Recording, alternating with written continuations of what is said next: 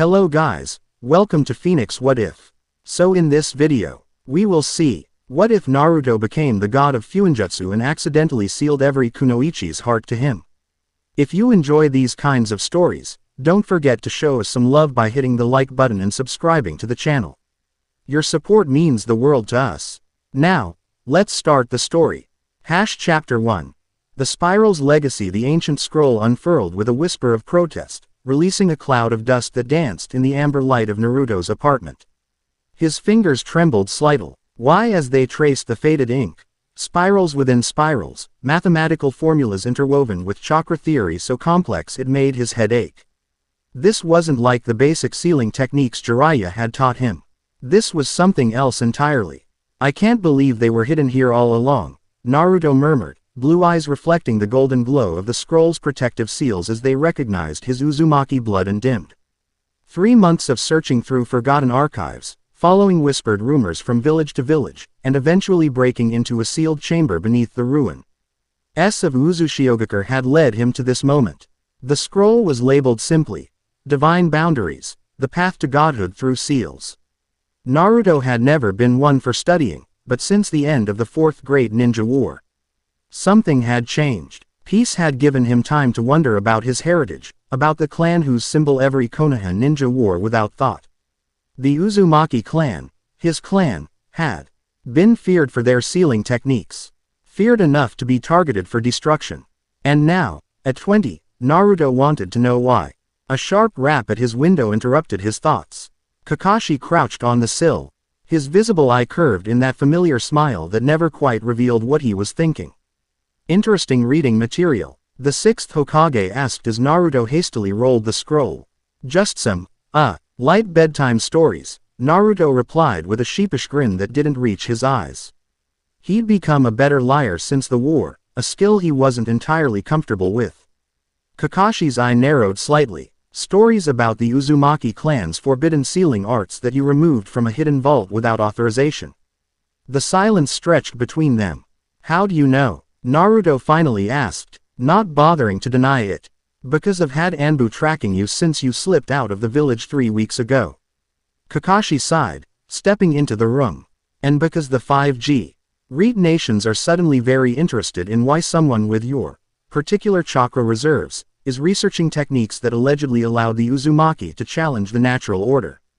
Naruto didn't flinch. They're my birthright. They're dangerous, Naruto. There's a reason your mother's clan was targeted. Kakashi's voice softened. The Uzumaki didn't just create powerful seals. The Saint advanced practitioners found ways to manipulate reality itself. Naruto's gaze drifted to the scroll beside him. You're saying they could do things even the Sage of Six Paths couldn't? I'm saying there are different kinds of power. Kakashi settled into a chair, his posture deceptively casual. The Uzushio archives were sealed away by agreement between the first Hokage and the Uzumaki clan head.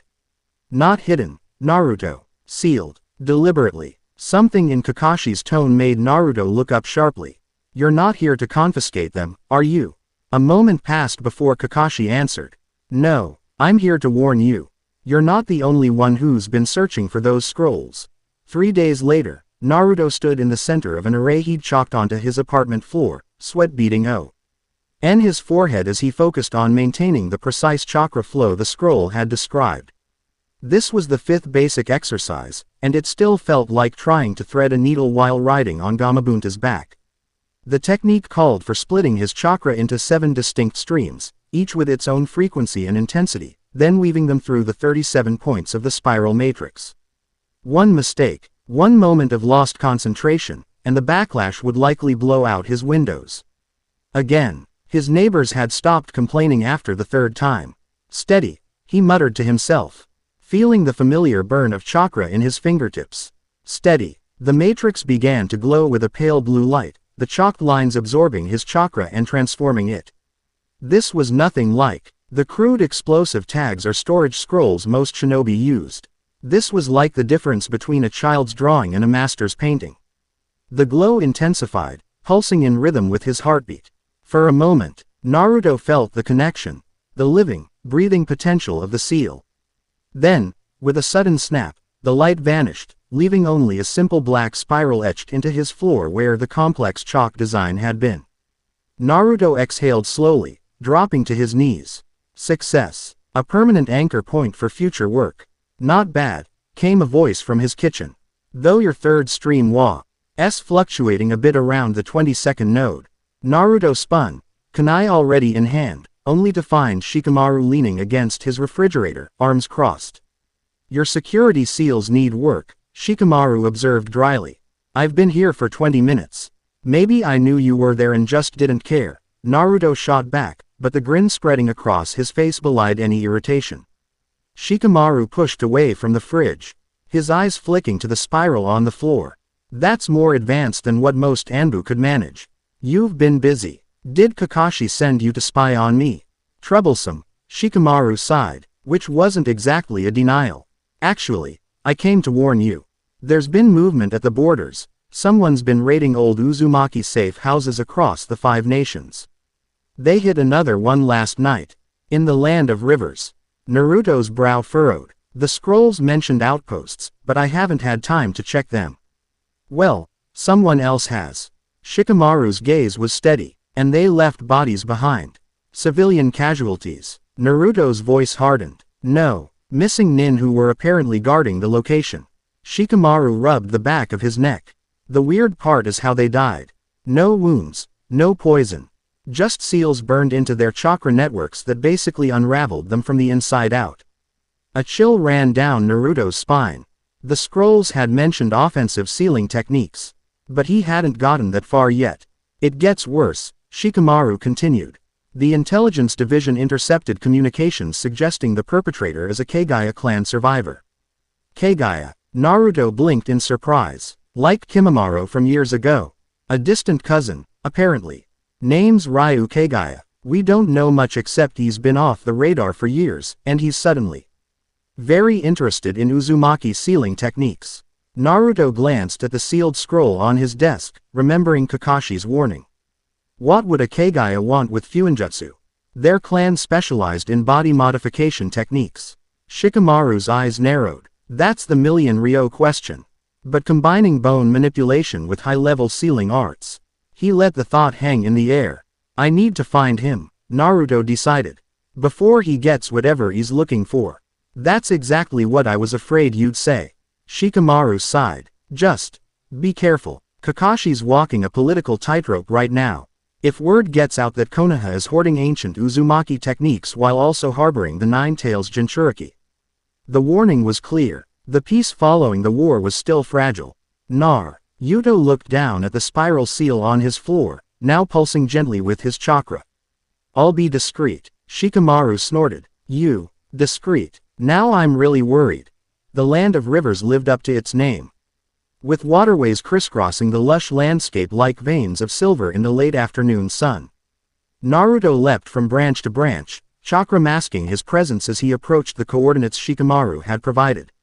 He'd been traveling for 2 days, pushing himself to reach the latest attack site before the trail went cold. According to the intel, the safe house was hidden beneath an OL.D shrine dedicated to a river god, typical Uzumaki misdirection. The clan had always preferred to hide their secrets in plain sight, protected by seals rather than isolation. Naruto slowed as he reached the clearing where the shrine stood. Or rather, had stood. Now only blackened timbers and scattered stone remained, surrounding a gaping hole that delved deep into the earth. Well, someone wasn't concerned about subtlety, he muttered, extending his senses. No chakra signatures nearby, but the air still tasted of burnt ozone, the distinctive aftereffect of powerful Fuinjutsu.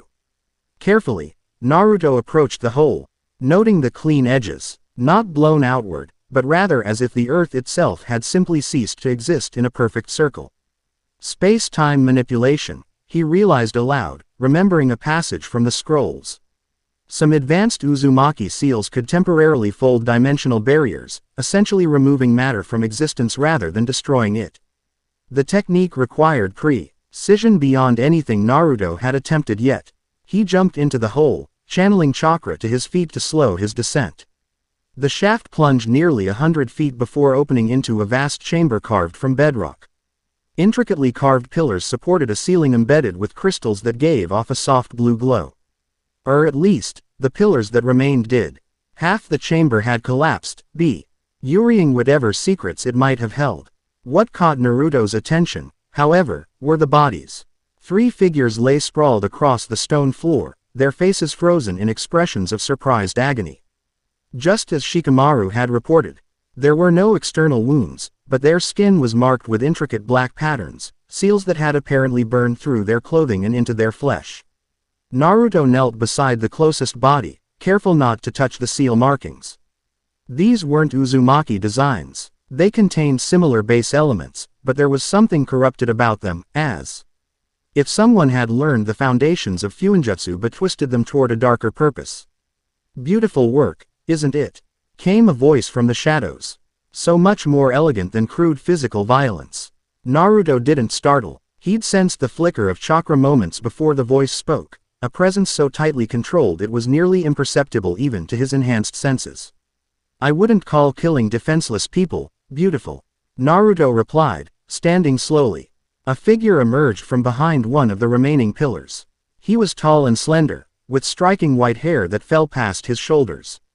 His eyes were an unsettling shade of violet, and his pale features might have been handsome if not for the cruel set of his mouth. He wore simple dark clothing with no visible headband or village affiliation. Ryu Kagaya, I presume, Naruto said, keeping his posture relaxed even as he prepared for potential attack. The man inclined his head slightly.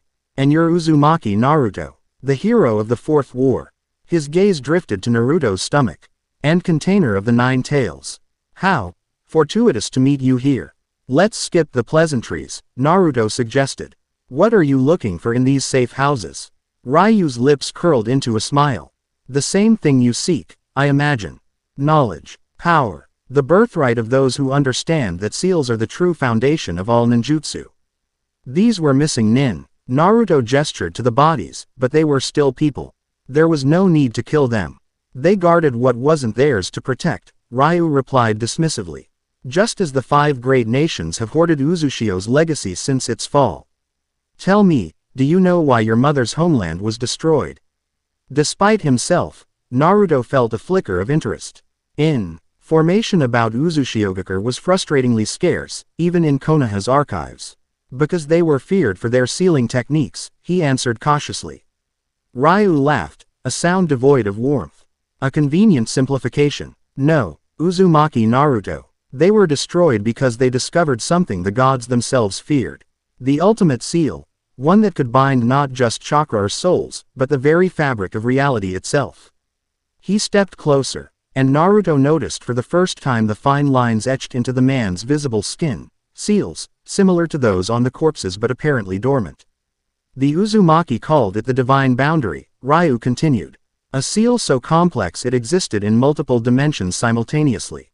They theorized it could allow a mortal to access godlike powers, to rewrite the laws that govern our world. Naruto's mind raced. The scroll he'd found mentioned the divine boundary, but only as a theoretical construct, something the Uzumaki had been working toward but never achieved. If such a seal existed, Naruto countered, why would the Uzumaki have been destroyed? They would have been untouchable. Because they hesitated, Ryu's voice hardened. Ey developed the foundation but feared its potential. Rather than embracing power, they sealed away their own research, scattered it across the elemental nations. His eyes gleamed. But I'm going to finish what they started. Without warning, Ryu's forearm distorted, white bone erupting through his skin to form a jagged blade. In the same motion, he slammed his other palm against the ground. Seals spread outward like liquid, racing across the stone floor toward Naruto. Naruto leapt backward, hands already forming shadow clone seals. 3 copies materialized, 2 darting to flank Ryu while the 3rd hung back with Naruto. I've spent years preparing for this, Ryu said, advancing steadily. Combining my clan's techniques with Fuinjutsu creates possibilities others can't imagine. To demonstrate, he drove his bone blade into his own shadow. Instantly, sharp bone spikes erupted from the shadows of Naruto's clones, impaling them before they could react. They popped with small explosions of smoke. Impressive, Naruto acknowledged, genuine curiosity mixing with caution. But there's a difference between understanding seals and mastering them. With a subtle gesture, He activated the seal he'd placed on the floor when he first knelt by the body. A golden network of chakra threads suddenly illuminated the chamber, emanating from the small spiral mark he'd left behind. Ryu's eyes widened as the network enveloped him, paralyzing his movements. A sensory barrier seal. When did you? While you were monologuing, Naruto replied with a half-smile. Basic stuff, really. My mother taught me that one. It was a lie. He'd learned it from the scrolls 3 days ago, but seeing Ryu's anger was worth the deception. You think this will hold me? Ryu snarled. The seals on his skin began to glow with a sickly purple light. I've modified my own chakra network. Your conventional seals can't. The rest of his sentence was lost as his body convulsed. The bone blade retracted into his arm, and his knees hit the stone floor hard enough to crack it. Those aren't conventional seals, Naruto explained, stepping closer. They're resonating with your own modified network. The more you resist, the more they'll disrupt your chakra flow. For a moment, fury twisted Ryu's features. Then, unexpectedly, he laughed. You really are an Uzumaki, he said, voice strained but tinged with genuine admiration. 3 days with those scrolls and already improvising techniques that should take months to master. Imagine what you could do with complete knowledge. I'm not interested in godlike power, Naruto replied. I've seen where that road leads. Then why seek the scrolls at all? Ryu challenged. Don't lie to yourself, Uzumaki. You feel it, the pull of your heritage. The knowledge that you're meant for something greater than being Konoha's weapon. Before Naruto could respond, a tremor ran through the chamber. Dust and small rocks rained from the ceiling as the entire structure shuddered. What did you do? Naruto demanded, glancing up warily. Ryu's smile widened. Insurance. I placed destabilization seals throughout this complex before you arrived. This entire chamber will collapse in approximately 2 minutes. Releasing you won't stop the collapse, Naruto noted, already calculating escape routes. No, Ryu agreed, but it might give me time to show you something worth seeing before we part ways. His violet eyes locked with Naruto's. Something I found in this very chamber before those missing nin interrupted me. Another, stronger tremor shook the room. A massive crack appeared in the ceiling, and one of the remaining pillars toppled with a thunderous crash. Naruto made his decision quickly. With a hand sign, he modified the barrier seal, still keeping U contained but allowing him limited movement. Show me, he commanded. Quickly, Ryu struggled to his feet, the seal network still clinging to him like golden chains. He shuffled to the far wall, where intricate carvings covered the stone, carvings Naruto had initially mistaken for decorative patterns but now recognized as an enormous, complex seal matrix. The Uzumaki left clues in each safe house, Ryu explained as more debris fell around them. Fragments of the divine boundary. This is the largest piece I've found so far, the heart of the seal. Naruto studied the wall, his eyes widening as he began to decipher elements of the design. It incorporated principles he recognized from his scroll, but vastly more complex, with layers upon layers of interconnected formulas. It's incomplete, he noted, tracing a particular sequence with his gaze. Yes, Ryu confirmed. Each fragment connects to others. I've found 7 so far. I believe there are 13 in total. The chamber gave another violent shake. A large section of ceiling collapsed mere feet from where they stood. Time to go, Naruto decided, forming a shadow clone that grabbed Ryu while he quickly sketched the wall design with chakra-infused memory. Storing the image in his mind. You're bringing me with you? Ryu asked, sounding genuinely surprised. To Konoha, where you'll answer for those deaths, Naruto confirmed, nodding toward the bodies. But first, he never finished the sentence. With a speed that shouldn't have been possible under the restraint seal, Ryu twisted, a small bone dagger emerging from his palm. He drove it not at Naruto but into the center of the wall carving. No, Naruto lunged forward, but too late. The entire wall seal flared with blinding light. Ryu's restraints shattered as He chamber's remaining structural integrity failed catastrophically. Naruto had an instant to make a choice, pursue Ryu or save the seal knowledge. With a curse, he pressed his palm against the wall, channeling chakra to imprint as much of the design as possible before the collapse. The last thing he saw before debris forced him to teleport to safety was Ryu's smirking face disappearing into a distortion in space. Some kind of transportation technique using the wall seal's activated energy. The Hokage's office was uncomfortably silent as Naruto finished his report. Kakashi sat behind his desk, fingers steepled, while Shikamaru leaned against the wall, expression thoughtful. So this Ryu Kagaya believes the Uzumaki clan developed a seal capable of granting godlike powers, Kakashi summarized. And he's collecting fragments of this divine boundary from hidden locations throughout the 5 nations.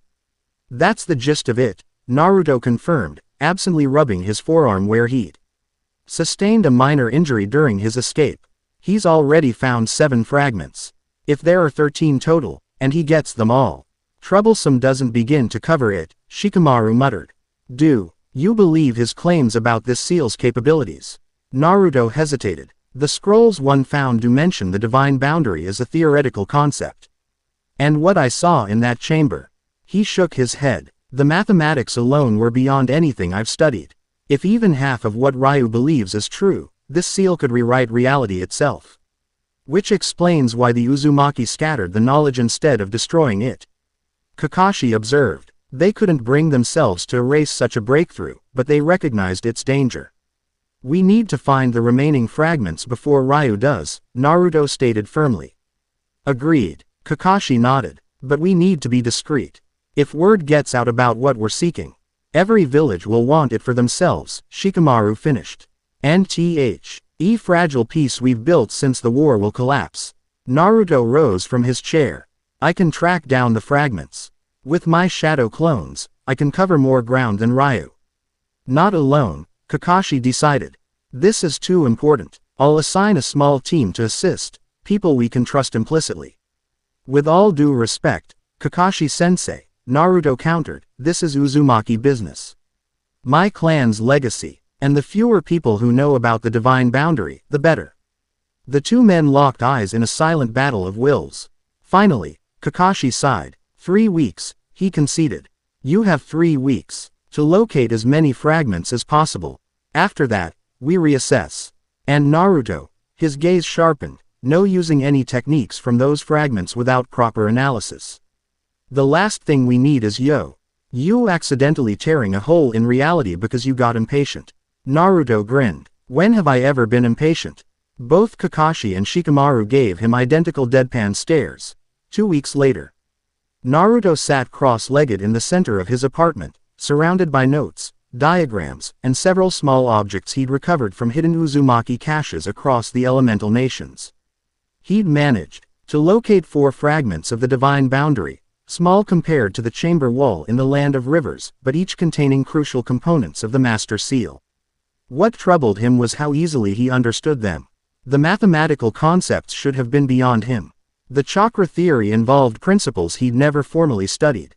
Yet when he examined each fragment, comprehension seemed to flow naturally. As if the knowledge had always been there, merely waiting to be awakened. Is it because I'm an Uzumaki? He wondered aloud, turning a small crystal disc etched with microscopic seal work.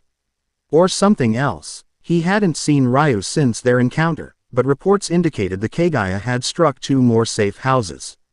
Their competition was becoming a race, one with potentially catastrophic consequences if Ryu assembled the divine boundary first. A knock at his door pulled Naruto from his thoughts. He quickly activated a concealment seal over his work before answering. Sakura stood in the hallway, her expression a mixture of concern and irritation. So you are alive, she said, pushing past him into the apartment. I was beginning to wonder. Good to see you too, Naruto replied with a smile that didn't quite reach his eyes. He'd been avoiding his friends lately, too absorbed in his research. Sakura turned, studying him with the clinical assessment of a medical ninja. You look terrible. When's the last time you slept? I got a few hours yesterday. Or maybe it was the day before.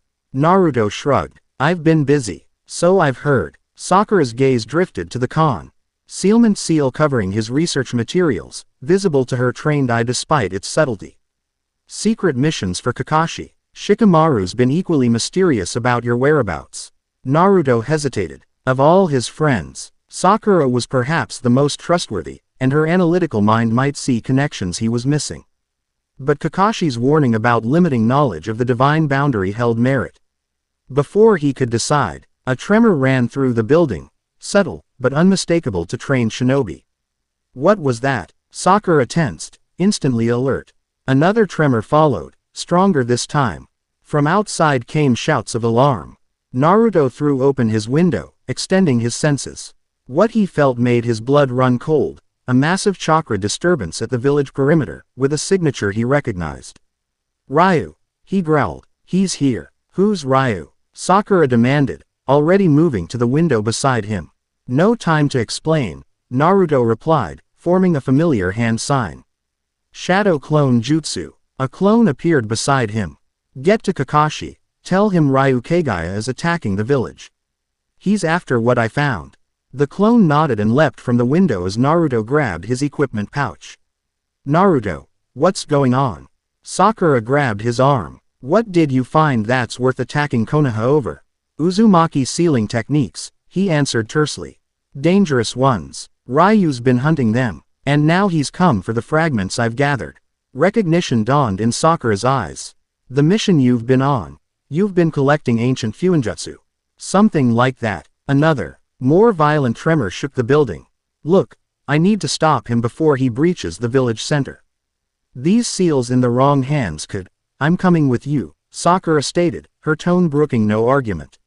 Whatever this is, you clearly need backup. Naruto wanted to refuse, to keep her away from the danger Ryu represented. But the determination in her eyes told him it would be futile. Besides, he'd seen what Sakura could do in battle. Fine, he conceded, but follow my lead. This guy's dangerous in ways you haven't seen before. Together, they raced toward the disturbance at the village perimeter.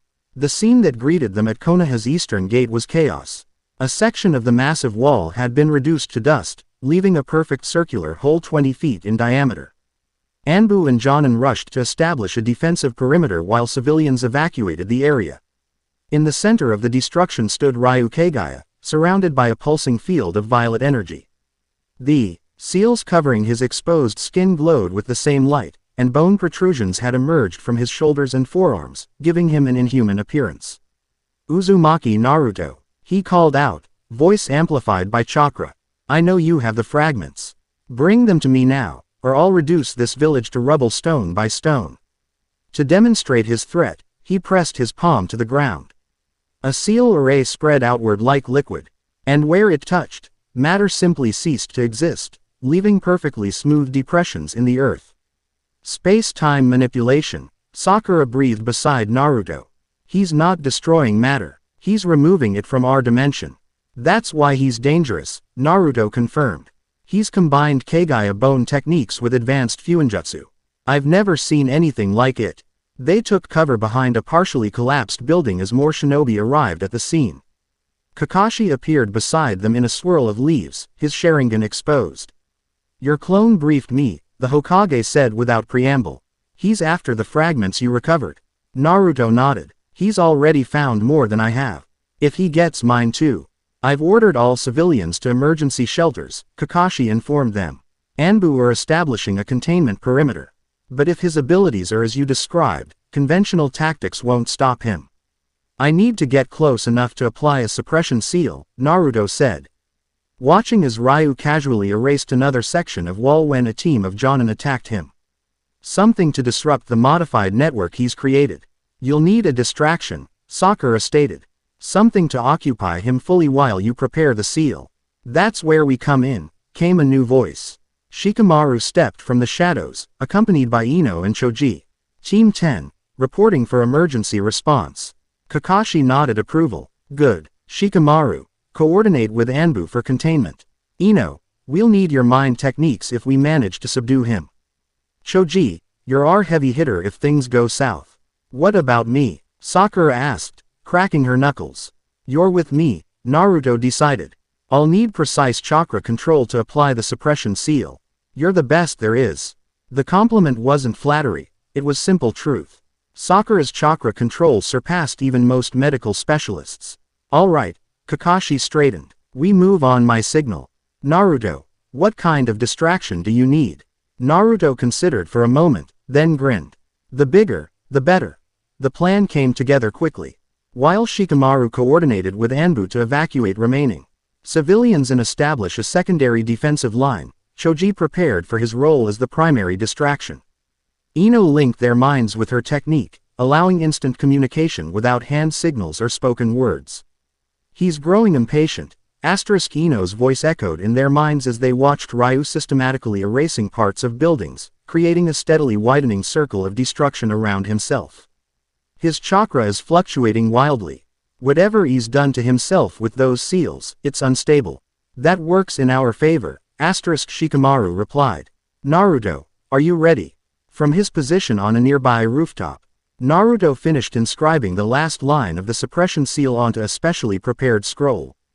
Unlike normal paper, this material was infused with his own blood and chakra, making it receptive to the complex formula he'd adapted from his Uzumaki scrolls. Ready, he confirmed.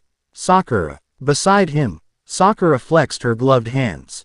Just say when. Choji, you're up, Kakashi ordered from his vantage point. With a battle cry that echoed across the damaged section of the village, Choji activated his family's expansion technique, growing to a towering height. But instead of attacking immediately, he slammed his massive fists together, creating a thunderous boom that drew Ryu's attention. Is that the best Konoha can offer? Ryu called out, seemingly unimpressed. A giant target, Choji grinned. Not quite. From all directions, shadow clones of Naruto, dozens of them, leapt into view, each wielding a Rasengan. They converged on Ryu from every angle, forcing him to divide his attention. As expected, Ryu responded by expanding his space-time barrier, erasing the clones before they could reach him. But maintaining such a large field required intense concentration, and Choji used that moment to attack from above, bringing both massive fists down toward Ryu's position. Now, Kakashi commanded, while Ryu was forced to redirect his barrier upward to counter Choji. Naruto and Sakura moved with perfect synchronization. They circled to Ryu's blind spot, using the dust cloud from Choji's impact as cover. 3 seconds, Naruto murmured to Sakura. That's how long I need in direct contact to apply the seal. You'll have 5, she promised, chakra already gathering in her fist. When they were within 20 feet of Ryu, Sakura struck. She slammed her fists into the ground with precisely calculated force, creating a shockwave that traveled beneath Ryu's barrier and erupted directly under his feet. The surprise disrupted his concentration just enough. His barrier flickered, and Naruto moved with blinding speed, the seal-inscribed scroll clutched in his right hand. Ryu spun, bone blades extending from his palms, but Sakura was there, catching one blade between her gloved hands while deflecting the other with a chakra-enhanced kick. Now, Naruto, she shouted. Naruto pressed the scroll against Ryu's chest, channeling chakra into the suppression seal. The design came to life. Black lines spreading across the scroll and transferring onto Ryu's body, overlaying his existing seals. Ryu screamed, a sound of rage rather than pain, as his violet barrier collapsed. The bone protrusions retracted involuntarily, and he dropped to one knee. It's over, Naruto stated, stepping back as Anbu closed in. The suppression seal will prevent you from accessing your modified chakra network. You're done. Ryu looked up, and to everyone's surprise, he laughed. You think you've won? You've just proven my point, Uzumaki. Look how easily you adapted my own sealing method against me. Imagine what you could do with the complete divine boundary. I'm not interested in godlike power, Naruto replied, echoing his words from their first encounter. Aren't you? Ryu's violet eyes gleamed with feverish intensity. Then why have you been absorbing the fragments, knowledge so eagerly? I can see it in your chakra, the resonance. The fragments recognize you, Naruto. They're changing you already. Before Naruto could respond, Ino's voice cut through his mind. Something's wrong. His chakra is building despite the suppression seal. Naruto tensed, but too late. Ryu slammed his palm against the ground, and a seal unlike any Naruto had seen before spread outward, not the space-time erasure technique, but something more insidious. A parting gift, Ryu snarled as Anbu seized him. A taste of what's coming. The seal pattern raced across the ground toward the village center, too fast to intercept. Naruto lunged after it, but Kakashi's voice stopped him. Naruto. The seal on his chest. It's destabilizing. Turning back, Naruto saw his suppression seal warping, the carefully crafted design twisting as Ryu's own seals fought against it. The clash of incompatible Fuinjutsu created a dangerous resonance, chakra building toward an explosive release. Everyone back, Naruto shouted, racing toward Ryu. It's going to detonate. The Anbu scattered, but Naruto moved against the tide, hands already weaving signs for a containment barrier. If the seal detonated with the force he feared, it could level several blocks. What are you doing? Sakura called after him. Containing the blast, Naruto replied, reaching Ryu's kneeling form. The man was laughing madly now, even as his body began to glow from within.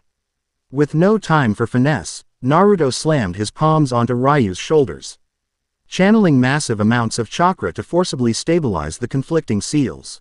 Pain shot up his arms as the disruptive energy pushed back against him, but he gritted his teeth and pressed harder. You can't stop what's coming, Ryu gasped, blood trickling from his eyes as the seals burned through his chakra network. The divine boundary will be completed.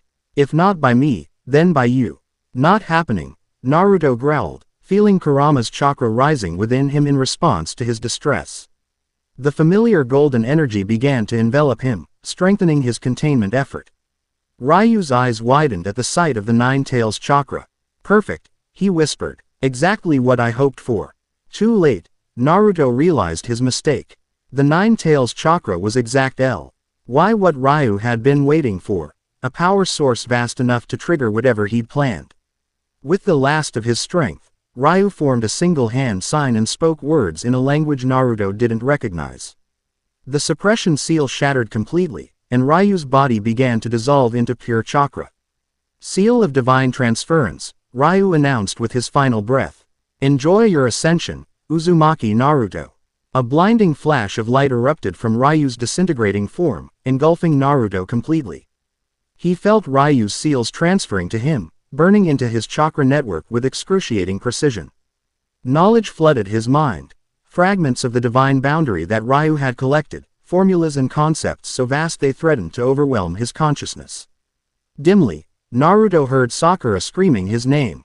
Felt Kakashi trying to pull him away. But the transfer had already begun, and to break it now would be more dangerous than letting it complete.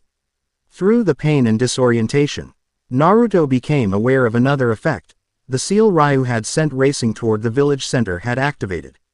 He could feel it resonating with Kunoichi throughout Konoha, creating a network of chakra connections that centered on him. No, he gasped, understanding Ryu's plan too late. The Kagaya hadn't just transferred his knowledge and seals to Naruto, he'd linked Naruto to every female Shino Bai in the village through some modified variant of the divine boundary. As the transfer completed, Naruto collapsed to his knees, the world spinning around him. The last thing he saw before unconsciousness claimed him was Sakura's face. Her expression a mixture of concern and confusion as new, glowing seal patterns briefly appeared on her skin before fading from visibility. Naruto awoke in a hospital room. The sterile white ceiling coming into focus slowly. His entire body ached, and his chakra network felt raw, as if it had been scoured from within.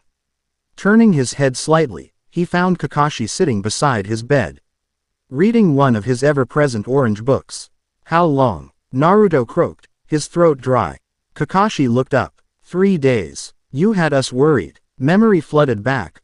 Ryu's attack, the seal transfer. The strange connections he'd felt forming. Naruto tried to sit up, but his muscles protested. Easy, Kakashi cautioned, setting his book aside. Your chakra network underwent a significant trauma. Even with your healing abilities, you need rest. Ryu, Naruto asked, though he already knew the answer. Gone. Completely. Not even ash remained. Kakashi's visible eye narrowed. What did he do to you, Naruto? He transferred everything. His knowledge, his modified seals, fragments of the divine boundary he'd collected.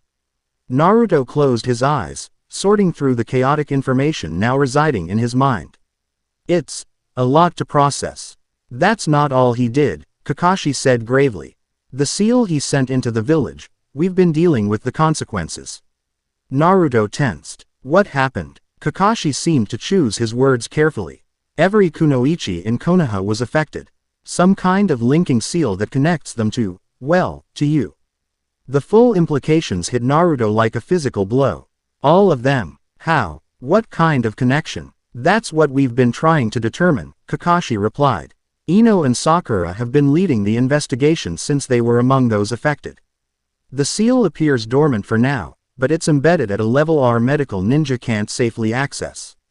Naruto closed his eyes, concentrating on his own chakra. Now that he was looking for it, he could sense the connections, dozens of thin threads linking him to various chakra signatures throughout the village. Most were faint, barely perceptible, but a few, those Bellin. Jingta Kunoichi he knew well, felt stronger, more defined. I can feel them, he admitted quietly. It's like chakra tethers. Can you break them? Kakashi asked. Naruto probed one of the connections experimentally. The moment he did, knowledge from Ryu's transferred memories provided the answer, and it wasn't good. No, he said, opening his eyes. Not without potentially causing serious harm. These seals are derivatives of the divine boundary, they're operating on principles beyond standard Fuinjutsu. Forcing them would be dangerous. Kakashi sighed. That's what we feared. The good news is that so far, the effects seem minimal. Some kunoichi report sensing your chakra, others describe an awareness of your general emotional state. Nothing more intrusive than that. Yet, Naruto added grimly, this seal was designed to evolve. I can see that in the structure.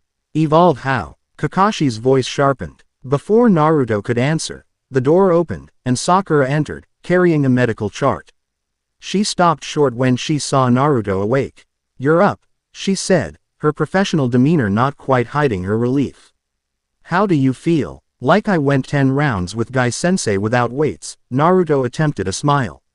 I hear you've been studying the seal effects. Sakura approached, setting down her chart. Yes, though, studying might be generous. This seal architecture is unlike anything in our medical records. Naruto noticed she was keeping a careful distance, her movements more measured than usual. You can feel it too, can't you? He asked softly. The connection. A faint blush colored Sakura's cheeks. All the affected kunoichi can, to varying degrees. For some reason, those who know you better seem to have stronger connections. That makes sense, Naruto nodded. Again drawing on Ryu's transferred knowledge. The seal uses existing emotional connections as pathways. The stronger the pre-existing bond, the more pronounced the effect. Sakura and Kakashi exchanged glances. You understand how these seals work now? Sakura asked cautiously. Not completely, Naruto admitted. But Ryu transferred his knowledge along with the seals. I have access to everything he knew about the divine boundary and its derivatives, including how to remove them. Kakashi asked hopefully. Naruto probed his new knowledge again, searching for an answer. Maybe, but it's complicated. These seals are integrated with chakra pathways at a fundamental level. Removing them improperly could cause permanent damage. Wonderful, Sakura muttered. So we're stuck with magical Naruto mood rings until you figure it out. Despite everything, Naruto chuckled at her description. Is it really that bad? Sakura's expression softened slightly. No, not really. It's just strange. Like having a weather radar for your emotions constantly running in the background. She paused. Right now you're amused, but underlying that is worry and guilt. Naruto blinked in surprise. That's accurate. The connections appear to be strengthening, Kakashi noted. 3 days ago, the awareness was much vaguer. This concerned Naruto. How many kunoichi are affected? All of them with the Konoha's borders at the time of the incident, Sakura answered. Approximately 217, from Genin to Anbu level.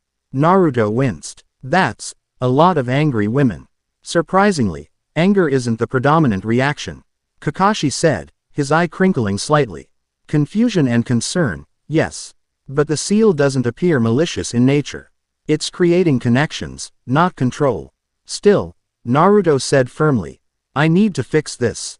As soon as I'm cleared to leave, I want to examine the original seal Ryu used, the one he sent into the village. There might be clues there. Sakura shook her head. There's nothing to examine. The seal pattern disappeared after activation, leaving no trace. Then I'll have to work with what I have, Naruto decided, struggling again to sit up. This time he succeeded, though the effort left him dizzy. The fragments of the divine boundary I collected, combined with Ryu's knowledge, there has to be a solution. First, you need to recover, Sakura insisted, her medic authority asserting itself. Your chakra network is still stabilizing. Attempting complex Fuinjutsu now could cause permanent damage. Sakura's right, Kakashi agreed, standing. Rest today. Tomorrow, if your condition improves, we'll discuss next steps. He moved toward the door, then paused. And Naruto, this information stays classified for now. The last thing we need is panic or outside interference. After Kakashi left, Sakura busied herself checking Naruto's vital signs and making notes on her chart. The silence between them felt charged in a way it never had before. So, Naruto finally said, on a scale of 1 to 10, how weird is it? Having this connection, I mean. Sakura considered the question. 7, maybe 8, she set her pen down. It's not painful or invasive, just present.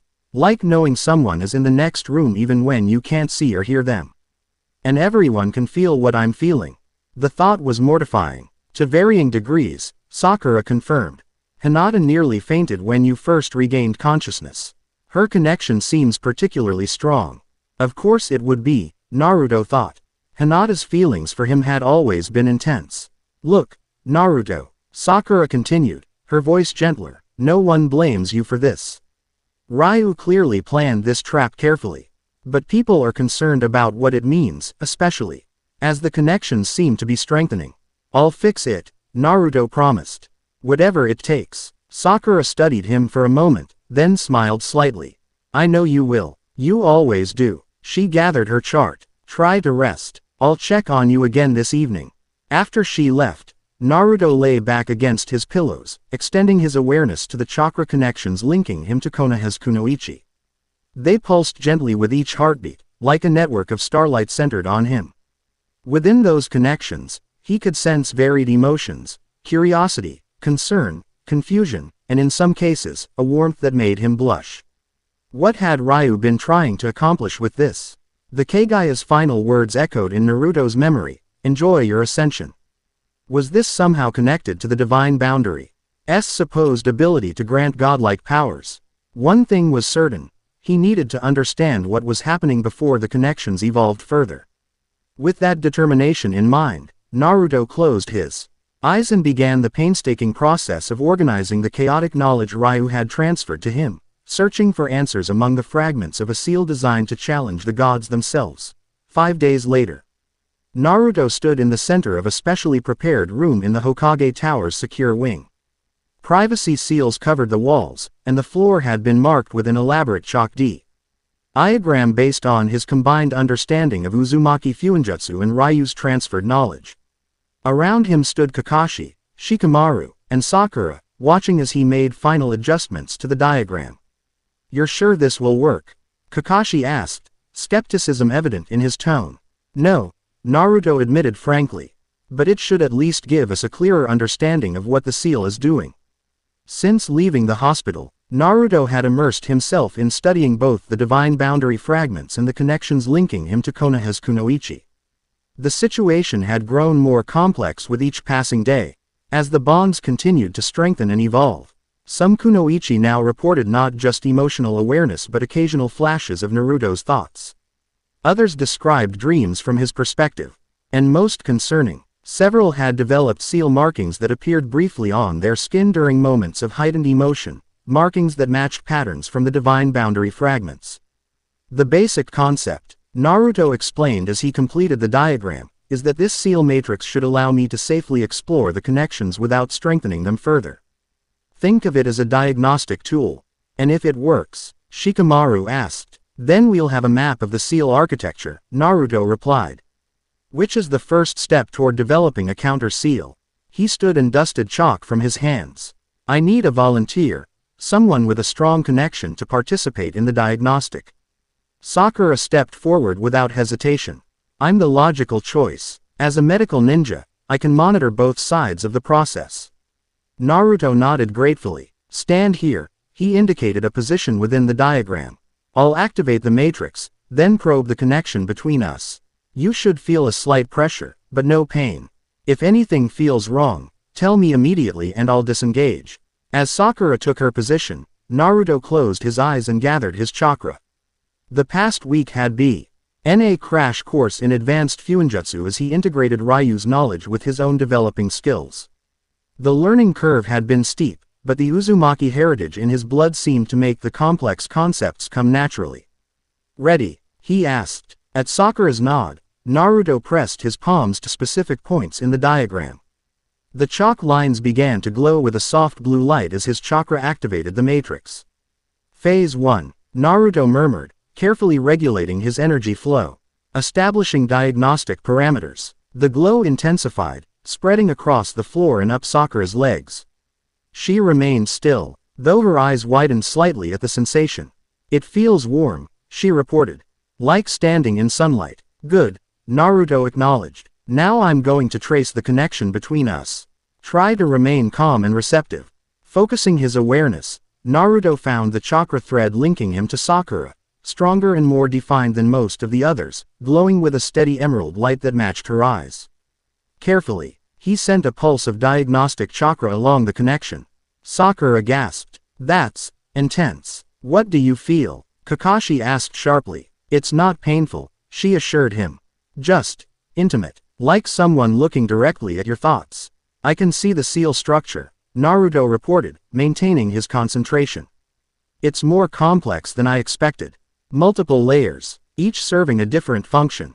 The knowledge from Ryu and the divine boundary fragments helped him interpret what he was seeing, a masterpiece of Fuinjutsu that operated on principles beyond conventional understanding. The primary layer creates the emotional link, he explained.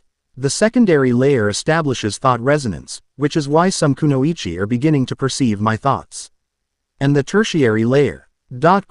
He frowned. That's strange. What is it? Shikamaru prompted. The tertiary layer appears dormant, but it's the most complex.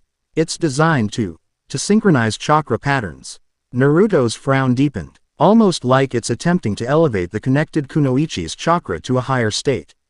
Elevate how? Kakashi asked. Before Naruto could answer, the seal matrix pulsed unexpectedly. The blue glow intensified, and the connection between him and Sakura flared with sudden energy. Naruto. Sakura's voice held a note of alarm. Something's changing. The dormant tertiary layer he'd been examining suddenly activated, responding to the diagnostic chakra he'd sent through the connection. Power surged along the link, flowing both ways now, from him to Sakura and back again. Creating a feedback loop. Disengage, Kakashi ordered sharply. Naruto tried, pulling his hands from the diagram, but the process had gained its own momentum. The seal pattern, NS etched into his chakra network by Ryu's transfer were resonating with the matrix, amplifying its effect. Across the room, seal markings appeared on Sakura's skin, intricate patterns that glowed with the same blue light as the floor diagram. Her eyes widened in surprise rather than pain. Naruto, she breathed, I can see it. All of it. See what? Shikamaru demanded. The divine boundary, she answered, her gaze distant. Its structure, its purpose, it's beautiful. The connection between them was now visible to everyone in the room, a bridge of pure chakra linking Naruto and Sakura heart to heart. And it was changing, evolving from a simple tether into something more complex and profound. With a surge of intuition born from his newfound knowledge, Naruto understood what was happening. The diagnostic matrix had triggered the seal's true purpose, not to bind or control, but to elevate and transform. Ryu had called it ascension, for a reason. It's not just connecting us, Naruto realized aloud. It's changing us, reshaping our chakra to match patterns from the divine boundary. With a final pulse, the matrix flared brilliantly and then faded, leaving the chalk lines burned into the floor. The visible connection between Naruto and Sakura disappeared, but he could still feel it, stronger and clearer than before. Sakura blinked rapidly, coming back to herself. The seal markings on her skin faded, but didn't disappear completely. Faint traceries remained, like silver tattoos just below the surface. Are you all right? Kakashi moved quickly to her side. I'm fine, she assured him, though her voice held a note of wonder. Better than fine, actually. My chakra feels expanded somehow. More responsive. The seal enhanced your natural abilities, Naruto explained, understand flowing from his combined knowledge. It's using the divine boundary principles to elevate chakra control and capacity. So it's not harmful? Shikamaru asked skeptically. Not directly, no, Naruto replied. But it's changing the fundamental nature of chakra in those connected to it. And it's spreading through me to all the Kunoichi I'm linked with. Kakashi's expression grew grave. So Ryu wasn't trying to harm you. He was using you as a conduit to distribute this transformation. Yes, Naruto nodded slowly. But why? What's the endgame? The answer came not from analysis but from instinct. A deep understanding that rose from the fragments of the divine boundary now integrated with his consciousness. The original purpose of the divine boundary, Naruto said quietly, was to transcend human limitations, to achieve a state beyond mortal constraints. What Ryu did was adapt that concept, using me as the anchor point and the Kunoichi of Konoha as extension points. Extension points for what? Shikamaru demanded. Sakura answered before Naruto could, her voice soft with realization. For rewriting reality itself. The divine boundary requires multiple synchronized points to function. One person alone couldn't channel that much power, but many connected individuals working in harmony could reshape the world according to their unified will, Naruto finished. Or my will, since I'm at the center of the network. The implications hung heavy in the air. With such power came responsibility beyond anything Naruto had faced before, even his role as a Jinchuriki paled in comparison. We need to disable it, Kakashi decided, before it spreads further or evolves beyond our understanding. Naruto shook his head slowly. I'm not sure we can. Not safely. At least. The connections are too deeply integrated now. Especially after this activation. Forcing them apart could cause catastrophic damage to everyone involved. So we're stuck with it? Shikamaru asked incredulously. For now, Naruto confirmed. But I think I can at least stabilize it, prevent further evolution while I search for a safe removal method. And in the meantime, Kakashi prompted. Naruto looked down at his hands, where faint seal patterns now pulsed in rhythm with his heartbeat. In the meantime, I need to understand exactly what I've become. Because like it or not, I'm now the center of a network designed to access godlike power. The god of Fuinjutsu, Sakura murmured, echoing a phrase from the scrolls. That's what the divine boundary creates, a mortal with the ability to rewrite the fabric of reality through sealing arts. As if in response to her words, the seal patterns on Naruto's skin flared briefly with golden light. He could feel the connections to every affected Kunoichi in Konoha, each one a strand in an intricate web centered on his heart. And beyond those immediate connections, he sensed something vaster, a potential that stretched beyond normal perception. I never wanted this power, Naruto said quietly. But now that I have it, I need to make sure it's used responsibly. Or not used at all. The weight of his words settled over the room. What had begun as a case to understand his heritage had transformed into something far more profound, a responsibility that would test not just Naruto's skills, but his very character. Outside the window, the sun began to set over Konoha, casting long shadows across a village unaware that its reality now rested in the hands of a reluctant god. Chapter 1 End. Chapter 2. Bound Hearts. The midnight air hung heavy with Scion as 5 silhouettes gathered around a circular table in a secret chamber beneath Kumogakure.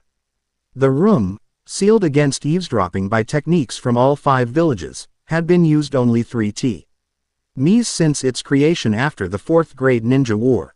Its activation now spoke volumes about the severity of the situation. The Council of 5 Shadows had convened. 3 weeks, the Raikage growled. Massive arms crossed over his chest. 3 weeks since the incident, and the effect continues to spread.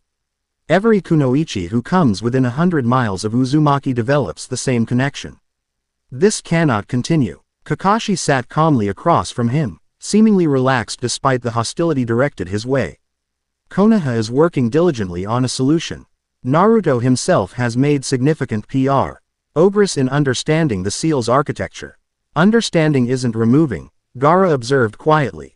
His presence as Cage was particularly significant. Suna had reported 37 affected Kunoichi, including his sister Tamari.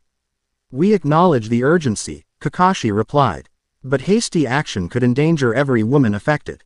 The seal has integrated with their chakra networks at a fundamental level. Chojuro, the young Mizukage, leaned forward. What of the reports that some Kunoichi are developing new abilities? Our intelligence suggests changes beyond simple emotional connection. Kakashi hesitated, weighing honesty against prudence. There have been some enhancements to chakra control and capacity among those with stronger connections. So it's true, Kuritsuchi, the Tsuchikage, said sharply. Konoha has found a way to empower its Kunoichi through Uzumaki. A convenient advantage. That was never the intention, Kakashi countered, maintaining his composure. The C.L. was an accident, the result of an attack on our village. An accident that grants your women increased power and binds them to your Jinchuriki, the Raikage scoffed. Forgive us if we find that difficult to believe. Gaara's quiet voice cut through the tension. I believe Kakashi speaks truthfully. This situation benefits no one, least of all Naruto, who now bears responsibility for hundreds of unwilling connections. Truthful or not, Kuritsuchi said, we face a reality where one shinobi now influences Kunoichi across all our villages. The strategic implications alone are staggering. Ch is why we propose a joint research initiative, Kakashi offered. Bring your best seal experts to work alongside ours. Complete transparency. While Uzumaki remains in Konoha, the Raikage demanded, unacceptable, he should be moved to neutral territory where all villages have equal access and oversight. Kakashi's visible eye hardened slightly. Naruto is not a research specimen. He's the victim of an attack and is working tirelessly to resolve it. He's also the center of a network that now entangles the most valuable Kunoichi in all 5 villages, Kuritsuchi pointed out. His status transcends normal considerations. The debate continued for hours, tensions rising and falling like tides. Outside the sealed chamber, dawn broke over Kumogakure, painting the clouds pink and gold. The fate of hundreds hung in the balance. The kunai embedded itself in the center of the target with a solid thunk, followed by 5 more in rapid succession, forming a perfect pentagram pattern. Hinata lowered her arm. Violet eyes narrowed in concentration. Again, she whispered to herself, reaching for another set. The training ground was empty at this early hour, exactly as she preferred it lately. As she prepared to throw, a flutter of awareness brushed against her consciousness, a warm, familiar presence that had become her constant companion over the past weeks. Naruto was awake, his emotions a complex mixture of determination and concern that she could feel as clearly as her own. The connection distracted her just enough. Her throw went wide, missing the target entirely. Hinata sighed, letting her arm fall to her side. Controlling her focus had become increasingly difficult as the bond between them strengthened. It wasn't unpleasant, quite the opposite. The constant awareness of Naruto's presence felt like a dream fulfilled, a perpetual connection to the person she'd watched from afar for so many years. But the circumstances were all wrong. You're up early. Hinata turned, to find Ino approaching across the dewy grass, her long blonde ponytail swinging with each step. I could say the same to you, Hinata replied softly. Ino shrugged, coming to stand beside her. Couldn't sleep. Too many emotions that aren't mine floating around. She tapped her temple. Between my own jutsu and this new connection, my mind feels overcrowded. Of all the Kunoichi in Konoha, those with pre-existing mental techniques had been most strongly affected by the seal. Ino's Yamanaka abilities had amplified the bond to the point where she occasionally received clear images from Naruto's thoughts. Not just emotional impressions. Has it gotten worse? Hinata asked, genuine concern overriding her natural reserve. Different, Ino corrected, leaning against the target post. Last night, I dreamed I was standing in front of a massive seal array, understanding every line of it despite never having studied Fuinjutsu. Naruto's knowledge is bleeding through. Hinata nodded slowly. She'd experienced similar bleed-through, sudden instinctive understanding of concepts that had never been part of her training. The Hokage says it's temporary, she offered, though her tone lacked conviction. Ino snorted. The Hokage says a lot of things to keep everyone calm. But you and I both know this is changing us. She held out her hand, where faint silvery lines were visible beneath her skin, patterns that pulsed in rhythm with her heartbeat. These used to only appear when I was emotional. Now they're permanent. Hinata glanced down at her own arms, where similar markings had emerged. Among the affected Kunoichi, she and Sakura had developed the most pronounced physical signs, a fact that hadn't gone unnoticed or uncommented upon. Do you regret it? Ino asked suddenly, getting what you always wanted, but not like this.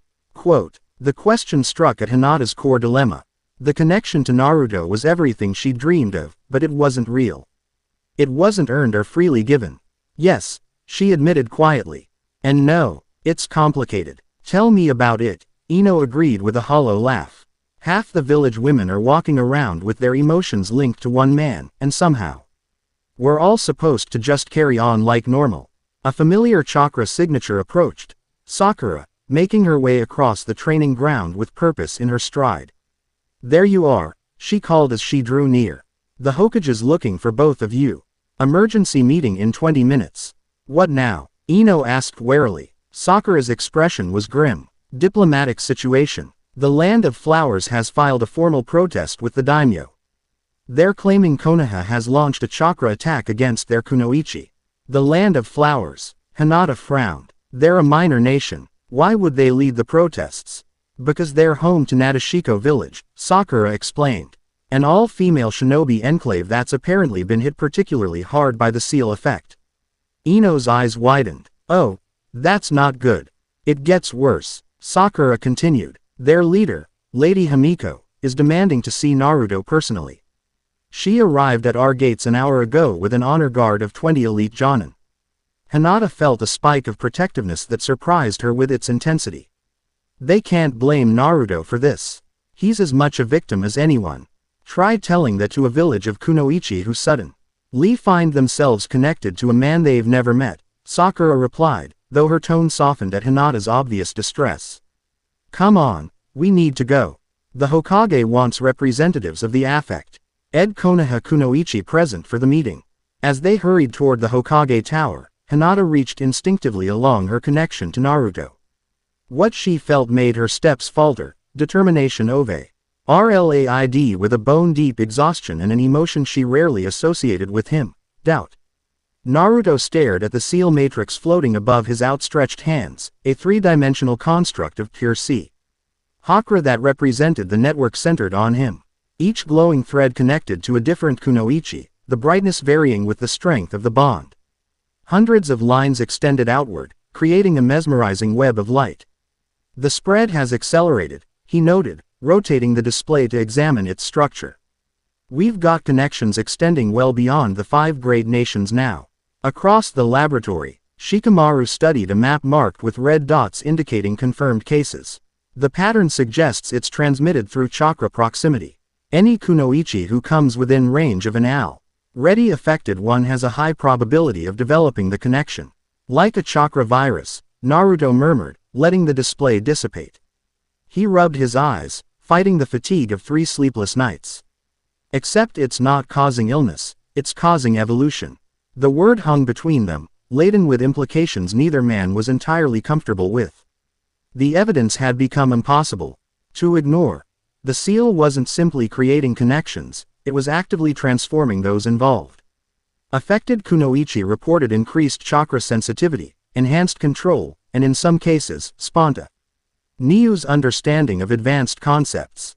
The physical manifestations, silvery seal patterns appearing beneath the skin, had progressed from temporary to permanent in those most strongly bonded to Naruto. And Naruto himself was changing most dramatically of all. You need rest, Shikamaru observed, eyeing the dark circles beneath his friend's eyes. Exhausting yourself won't solve this faster. I can't rest, Naruto replied, summoning the matrix again with a flick of his wrist, a casual display of chakra control that would have been beyond him weeks ago. Every day this continues, more women are affected. The political situation is deteriorating. And I'm still no closer to understanding how to safely remove the connections. Maybe because they're not meant to be removed, Shikamaru suggested, voicing a theory they'd been circling for days. What if this transformation is the point? What if Ryu's goal was always to trigger this evolution? Before Naruto could respond, the laboratory door opened, and Kakashi entered. His expression grim even behind his mask. We have a situation, the Hokage announced without preamble. Lady Himiko of Nadeshiko village is here with demands regarding the seal effect. The diplomatic meeting starts in 10 minutes, and your presence is required. Naruto dismissed the chakra matrix with a sigh. What's her position? Hostile, Kakashi replied succinctly. Nadeshiko is a matriarchal society with a tradition of female independence dating back centuries. They view the seal as a direct attack on their sovereignty. It wasn't intentional, Naruto protested, a familiar frustration rising within him. Intention matters less than impact at this point, Kakashi said, his tone sympathetic despite his words. The reality is that every kunoichi in their village now has an emotional connection to a foreign male shinobi. From their perspective, it's an existential threat. Naruto ran a hand through his disheveled hair, acutely aware of his exhausted appearance. What does she want from me? Quote, officially, an explanation and immediate removal of the effect. Kakashi's visible eye narrowed slightly. Unofficially, our intelligence suggests she may be seeking to neutralize you as the source. Quote, assassinate me, you mean, Naruto translated flatly. That would be counterproductive, Shikamaru interjected. Our research indicates that severing the sour CE violently could cause catastrophic backlash through the network. Which is information we'll share during the meeting, Kakashi nodded. Along with our ongoing efforts to find a safe resolution. Naruto stood, squaring his shoulders. I'll face her directly. These women deserve to hear from me personally, not through diplomatic filters. Just tread carefully, Kakashi cautioned. Lady Himiko is not just politically powerful, she's reportedly one of the strongest kunoichi alive. And she has every reason to see you as a threat. As they left the laboratory, Naruto extended his awareness through the seal network. Sensing the hundreds of connections that had become part of his daily existence.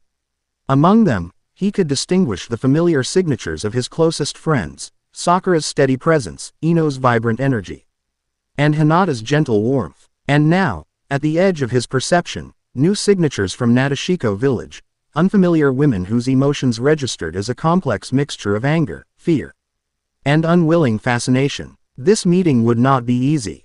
The conference room crackled with tension as Naruto entered. On one side sat the Konoha delegation, Kakashi flanked by council members and Jonin commanders. Opposite them, Lady Himiko and her honor guard presented a stark contrast with their distinctive deep purple uniforms and formal bearing. Between these factions, a third group had been assembled, representatives of the affected kunoichi from both villages. Sakura, Hinata, and Ino represented Konoha, while three stern-faced women in Nadeshiko colors represented their village. All eyes turned to Naruto as he took his seat, but none were more piercing than Lady Himiko's. She was older than he'd expected, perhaps in her 50s, with steel-gray hair pulled into a severe topknot and golden eyes that seemed to cut through pretense. Despite her age, she radiated vitality and barely restrained power. Uzumaki Naruto, she acknowledged, her voice rich and commanding. The man who has entangled himself in the hearts of my warriors without consent or introduction.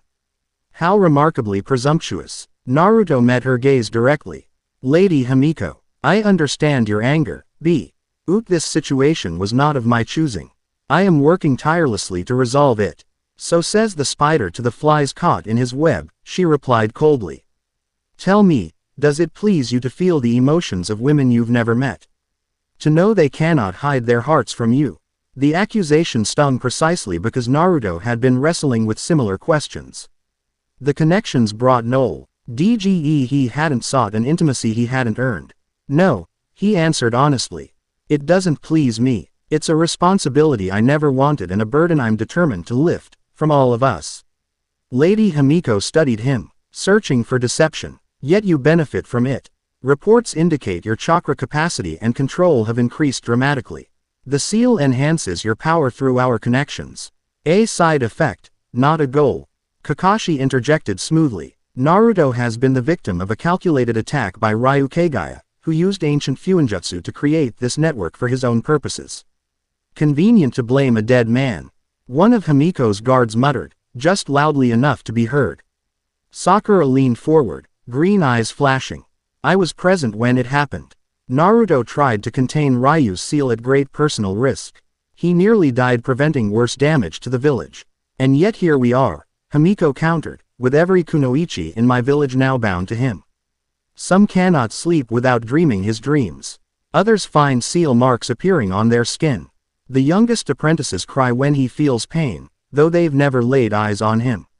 Her voice hardened. This is nothing short of chakra colonization. The harsh terminology sent a ripple through the room. Naruto felt a surge of distress through his connections to the Konoha kunoichi. They disagreed with the characterization but couldn't entirely dismiss the underlying concern. Lady Himiko, Naruto said carefully, I understand the violation this represents. But attacking me, or Konoha, won't solve the problem. We need to work together to understand and safely dismantle the seal network. So you say, Himiko replied. Yet weeks have passed, and the condition spreads like wildfire. How do we know this isn't precisely what Konoha intended? A way to monitor and influence kunoichi across all nations. Kakashi's patience visibly thinned. If this were a Konoha plot, would we have called for the Council of Five Shadows? Would we have opened our research to outside scrutiny? Would Naruto himself be working around the clock to find a solution? Perhaps that's the most elegant part of the deception, Himiko suggested. The perfect cover for a new form of control, one that binds through chakra rather than chains. Naruto felt his frustration building, but before he could respond, Hinata's quiet voice cut through the tension. Lady Himiko, she said, her natural reserve overcome by conviction, I have been connected to Naruto-kun longer and more deeply than most. I feel what he feels as clearly as my own emotions. Her pale eyes met the older woman's golden ones without wavering. There is no deception, only determination to fix this and deep regret for the unwilling bonds. Himiko studied Hinata thoughtfully. The Hyuga princess. Yes, I've heard of your pre-existing attachment to Uzumaki. Your testimony is hardly unbiased. Then hear mine, Ino challenged, tossing her ponytail back defiantly. I've known Naruto since we were children. He's annoyed me, inspired me, and occasionally infuriated me, but never once has he sought power over others. That's not who he is. One of the Naichi co-representatives, a younger woman with a scar across her cheek, spoke up unexpectedly. They're telling the truth, Lady Himiko. I can feel it through the connection. His remorse is genuine. Himiko's eyes narrowed at this apparent betrayal. But the scarred woman held her ground. We all feel it. The bond doesn't convey specific thoughts, but emotions can't lie. Whatever caused this, Uzumaki himself bears no malice toward us. A heavy silence fell over the room as Himiko considered this testimony from her own warrior. Finally, she sighed, a small concession that nonetheless shifted the atmosphere. Very well, she said. Let us assume your intentions are pure, Uzumaki Naruto. That still leaves us with a situation that cannot continue. My village cannot function with every kunoichi from our oungest genin to our eldest masters emotionally tethered to a foreign man. I agree completely, Naruto replied, seizing the opening. Which is why I propose bringing your seal experts to join our research team. Complete transparency, shared resources, and a united effort to resolve this. Himiko considered him, calculation evident in her golden eyes. And if no solution is found? If the condition proves permanent? It was the question that had haunted Naruto's sleepless nights, the possibility that the seal network could not be safely dismantled. I don't accept that outcome, he said firmly. There's always a way, but if we must consider worst-case scenarios. He paused, choosing his next words carefully. Then I would submit to whatever restrictions were deemed necessary to minimize my impact on those affected. Naruto, Kakashi cautioned, clearly displeased by this concession. I mean it, Naruto insisted, meeting Himiko's gaze. If this can't be undone, I'll accept the consequences, isolation, chakra suppression. Whatever is required to give these women back their autonomy. A murmur ran through the room, and Naruto felt a wave of protest from his closest connections, especially Hinata, whose distress flared so strongly it was almost painful. Lady Himiko studied him with newfound interest. A noble sentiment, but unnecessary, I think.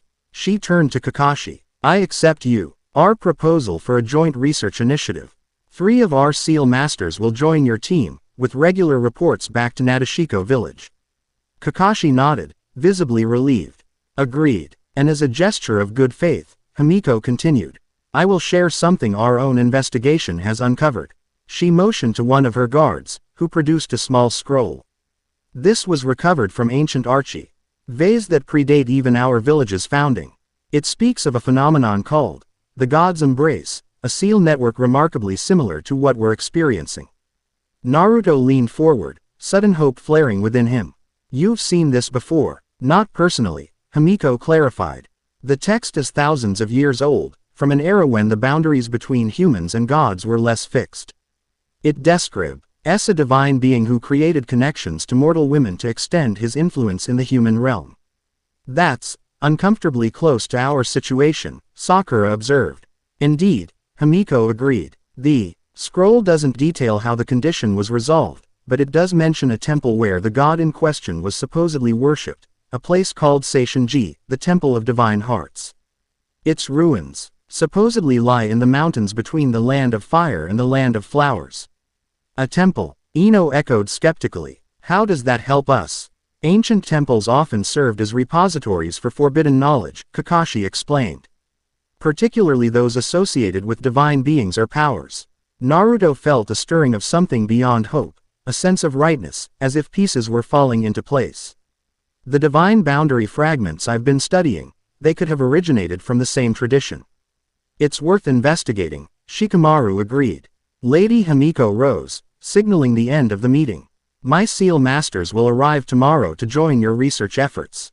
In the meantime, I suggest you prepare an expedition to Seishinji. If answers exist, that seems the most promising location to find them. As the delegations began to disperse, Himiko paused beside Naruto. A word of advice, Uzumaki. This power you've stumbled into, intended or not, will attract those who seek to claim it. Be vigilant. Not all threats announce themselves as openly as I have. With that cryptic warning, she departed, leaving Naruto with the distinct impression that the formidable leader knew more than she had shared. The expedition to Seishinji took shape quickly. With the diplomatic crisis temporarily diffused, Kakashi authorized a small team to investigate the ancient temple while research continued in Konoha. Naruto would lead, accompanied by Sakura, Hinata, Sai, and two Nadeshiko warriors, Mizuki, the scarred woman who had spoken up during the meeting, and an older seal expert named Kaide.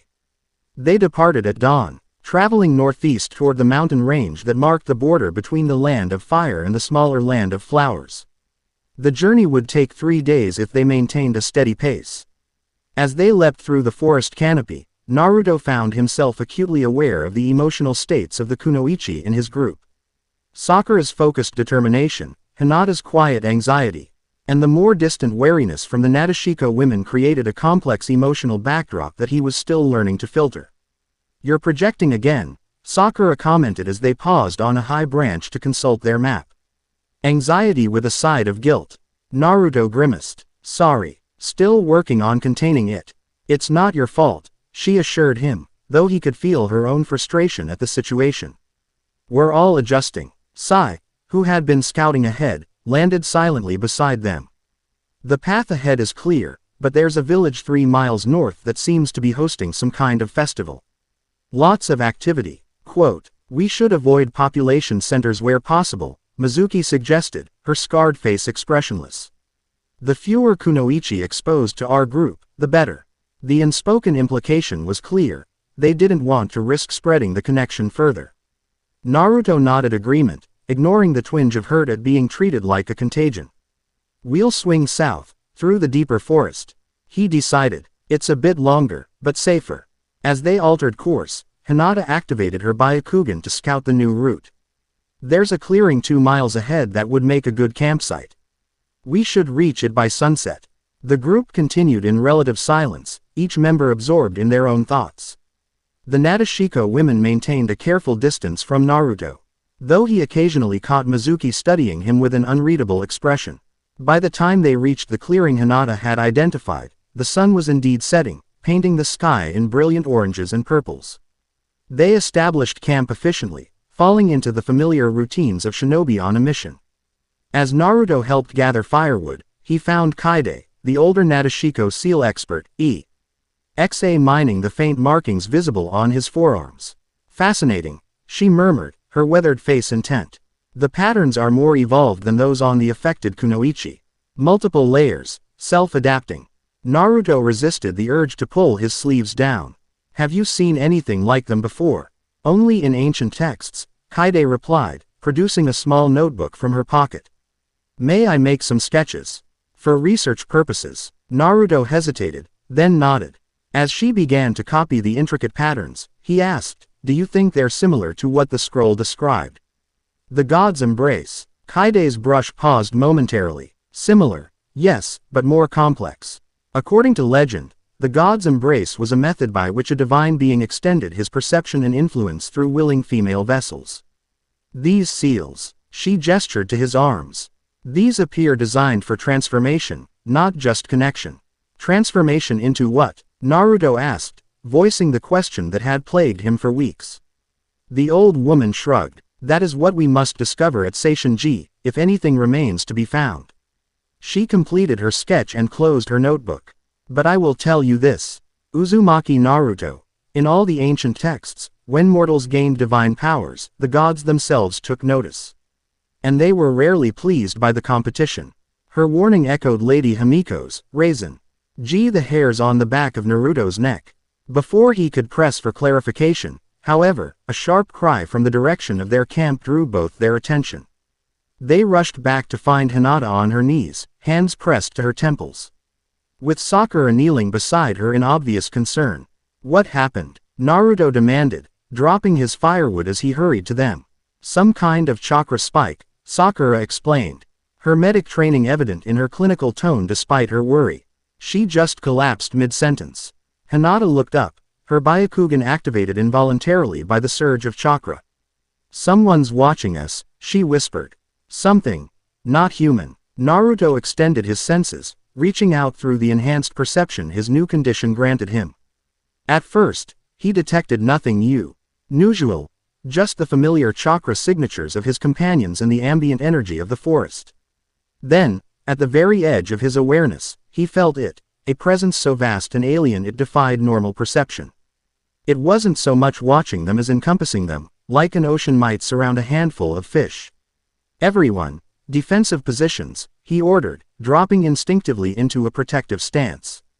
Sigh, aerial reconnaissance. The artist quickly summoned an ink bird and took to the skies while the others formed a perimeter, backs to the center of their camp. I don't sense anything, Mizuki said, her hands already forming seals for a technique. It's beyond normal sensing range, Naruto explained. But it's there, and it's. He struggled to find the right word. Interested, as if in response to his acknowledgement. The presence focused more intently.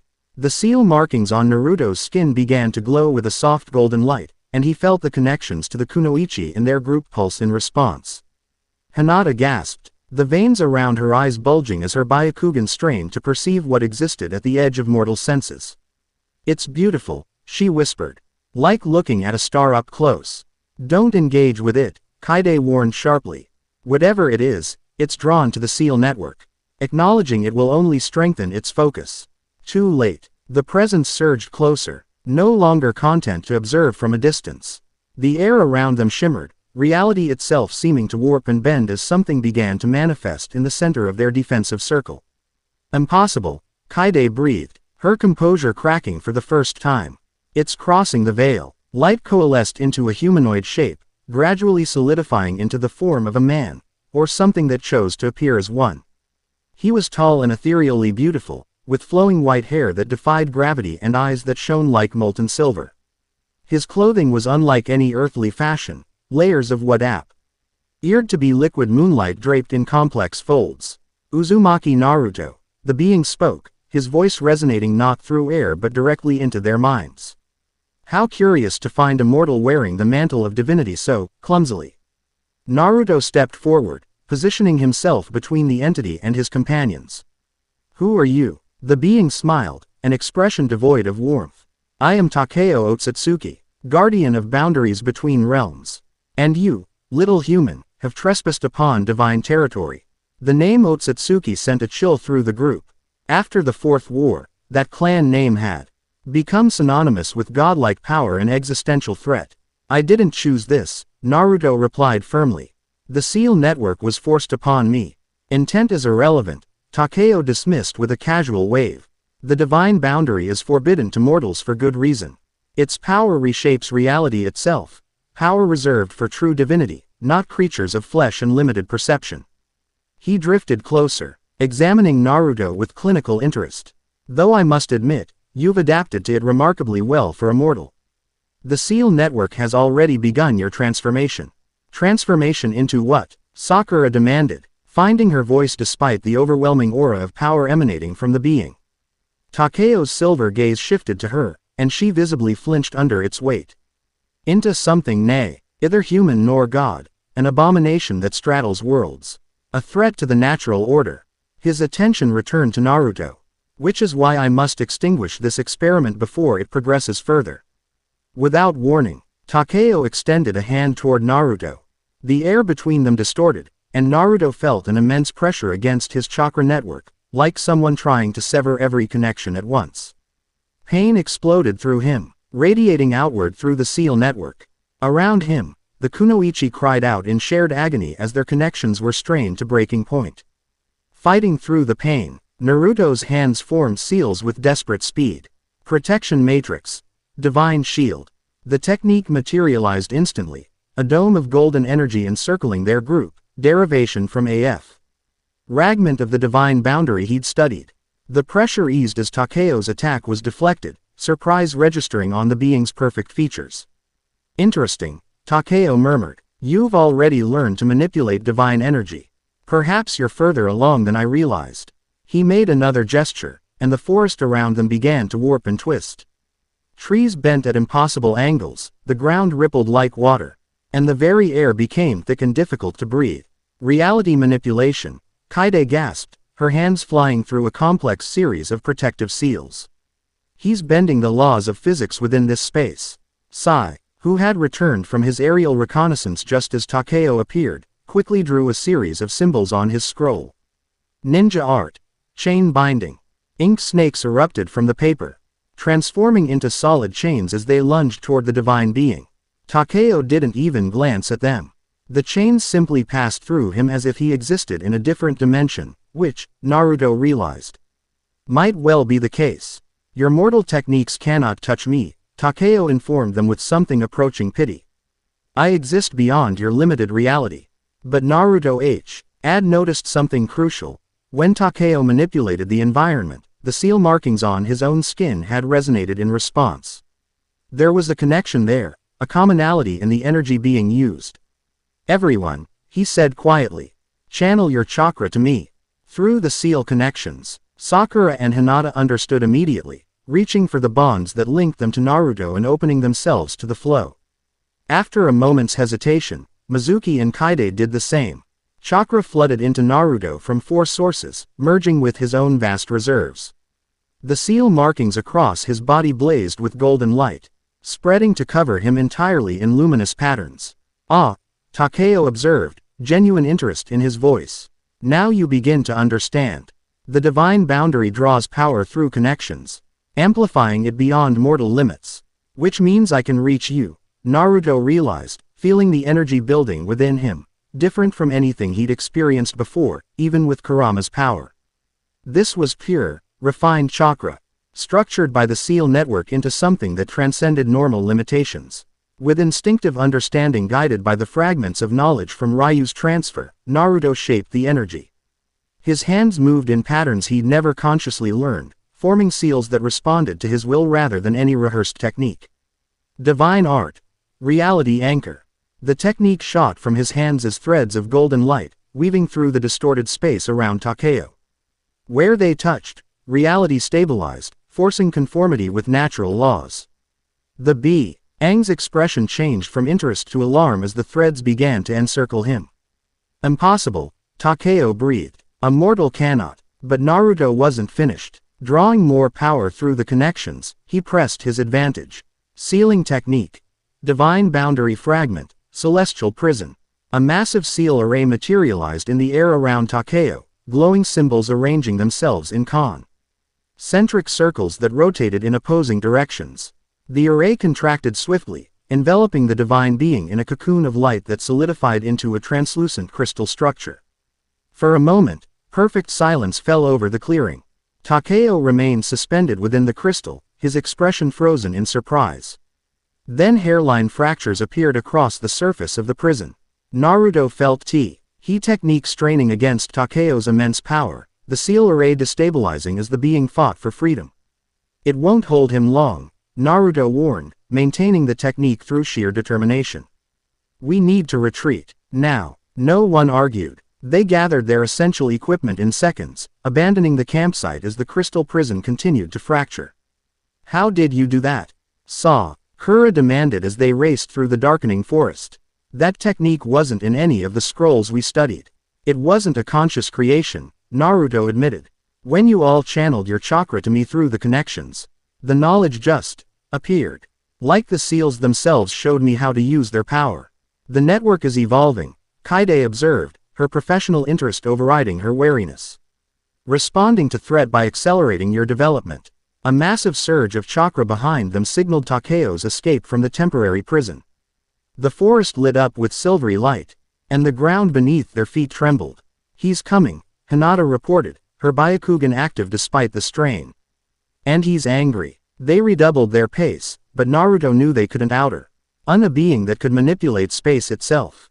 They needed a more permanent solution, or at least a better hiding place. The temple, he realized suddenly. Seishin-ji, that's where we need to go.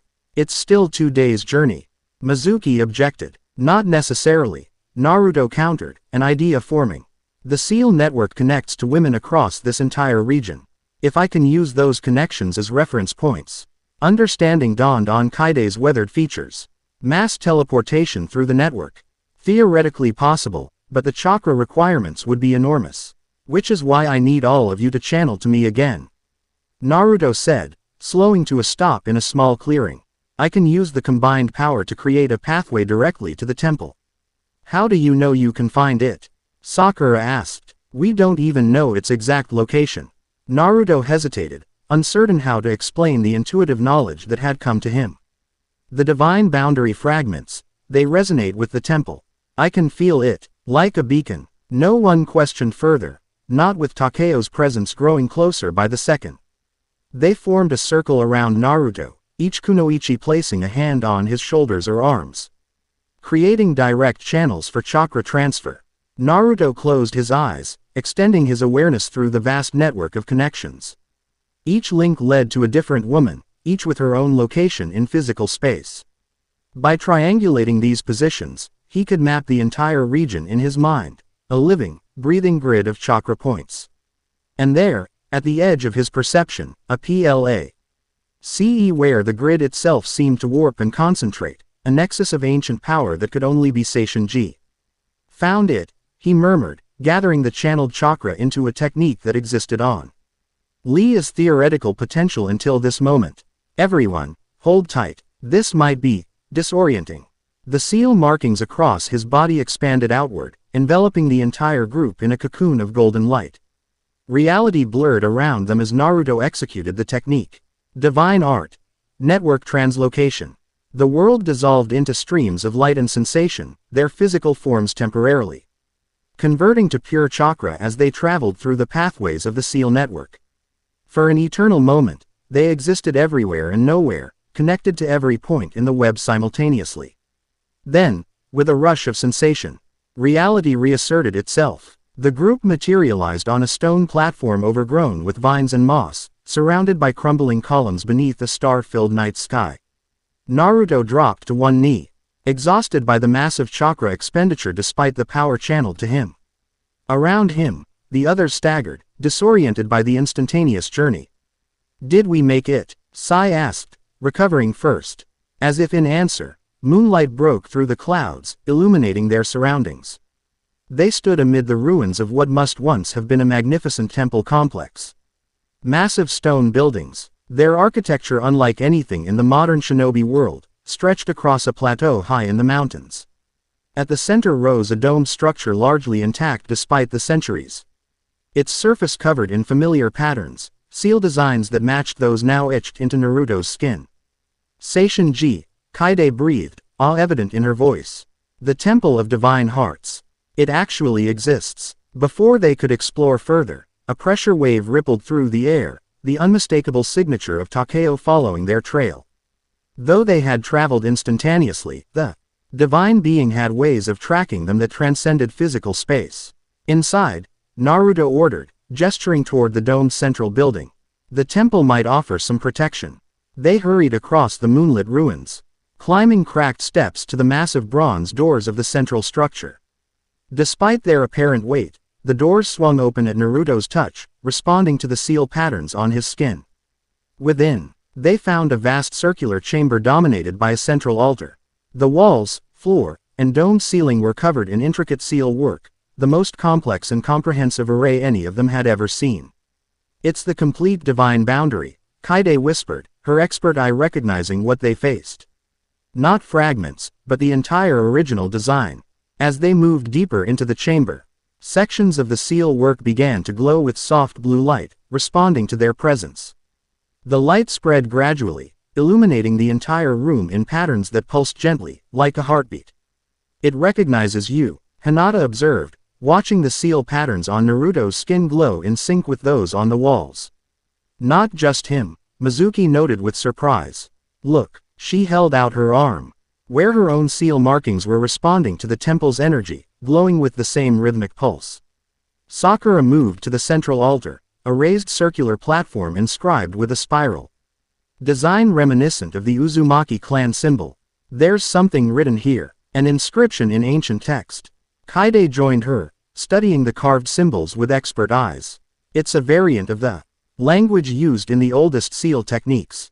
It says," she frowned in concentration, "here lies the covenant between divine and mortal realms. Through willing hearts united, boundaries dissolve." "Willing hearts," Naruto repeated, the significance not lost on him. The current seal network had been created without consent, a fundamental violation of the original purpose. Before they could explore further, the temple shuddered around them. The bronze doors they had entered through burst inward with tremendous force, revealing Takeo Otsutsuki hovering at the threshold, his perfect features contorted with rage. "Defilers," he seethed, silver eyes blazing. "You dare bring your corruption to this sacred place." He floated into the chamber, power radiating from him in palpable waves. But as he crossed the threshold, something unexpected happened. The seal work on the walls flared brightly, and Takeo winced, as if the light caused him physical discomfort. The temple is responding to his presence, Kaide realized. It's trying to contain him.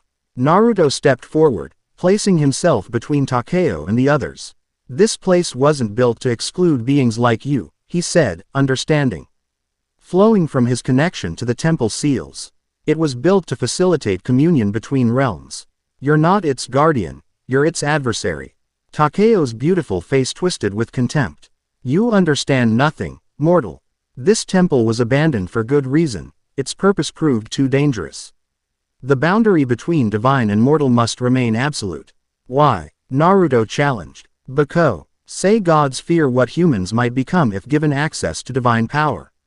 Because the last time mortals accessed divine chakra, they nearly destroyed this world," Takeo retorted.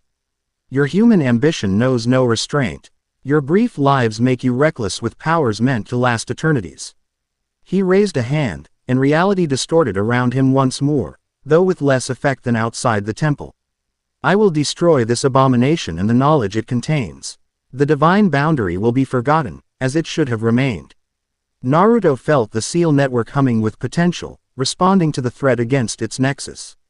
Without conscious thought, his hands formed seals that channeled this energy.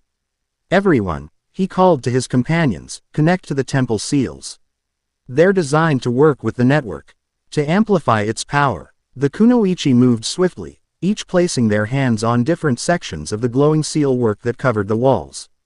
As they made contact, their individual connections to Naruto flared brightly, creating a circuit of power that flowed through him into the temple itself. The entire structure began to resonate, the original purpose of the divine boundary awakening after centuries of dormancy. The altar at the center of the room rose slightly, revealing a complex mechanism beneath, a three-dimensional model of the seal network, rendered in crystal and precious metals. "This is it," Kaide gasped, recognizing the significance.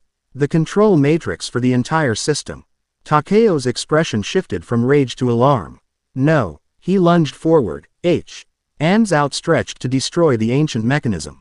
But Naruto was faster. Guided by instinct and the knowledge flowing through the activated temple, he placed his palms on the crystal matrix.